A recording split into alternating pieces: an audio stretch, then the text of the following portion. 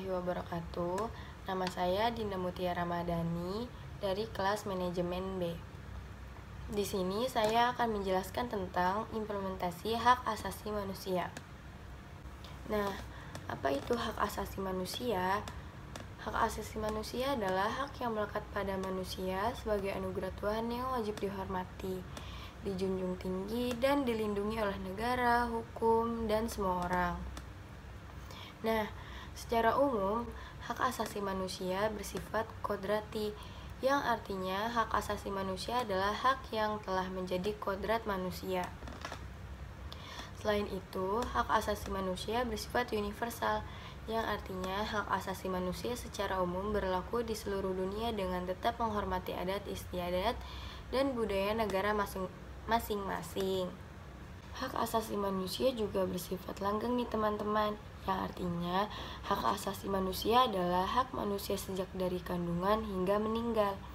Manusia memiliki hak yang tidak dapat dikurangi dalam keadaan apapun, yaitu hak untuk hidup, hak untuk tidak disiksa, hak kemerdekaan pikiran dan hati nurani, hak beragama, hak untuk tidak diperbudak, hak untuk diakui sebagai pribadi di hadapan hukum.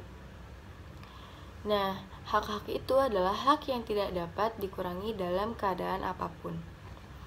Sedangkan hak-hak selain itu tergolong sebagai hak-hak yang dapat dikurangi, seperti hak berorganisasi dan hak berekspresi.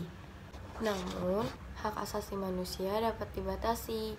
Dalam menjalankan hak-hak tersebut, dapat dilakukan pembatasan.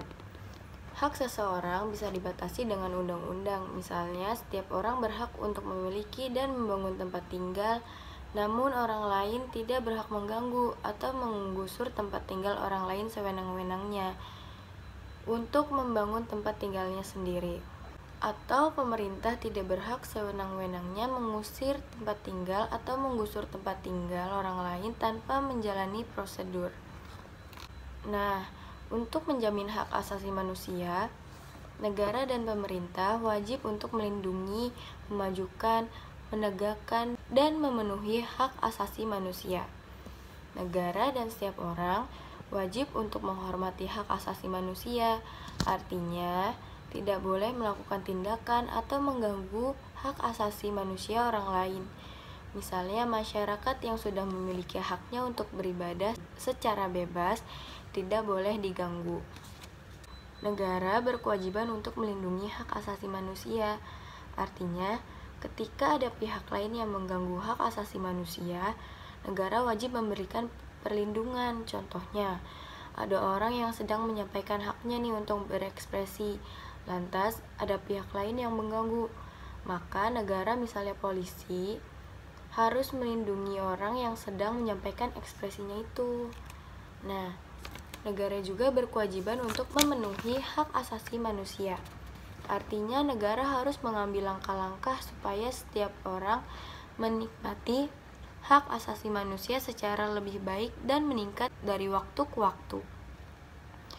Contohnya hak anak atas pendidikan, maka negara wajib menyediakan gedung sekolah yang layak, guru yang berkualitas, menyediakan materi pelajaran yang bermutu baik. Selain itu, setiap orang wajib menghormati hak asasi orang lain dan tertib di dalam kegiatan bermasyarakat. Namun, dalam menjalankan hak dan kebebasannya, setiap orang wajib tunduk kepada pembatasannya yang telah diterapkan undang-undang agar dapat menghormati hak dan kebebasan orang lain. Apabila seseorang atau sekelompok orang dengan sengaja atau mencabut hak asasi orang lain, maka hal tersebut adalah pelanggaran terhadap hak asasi manusia.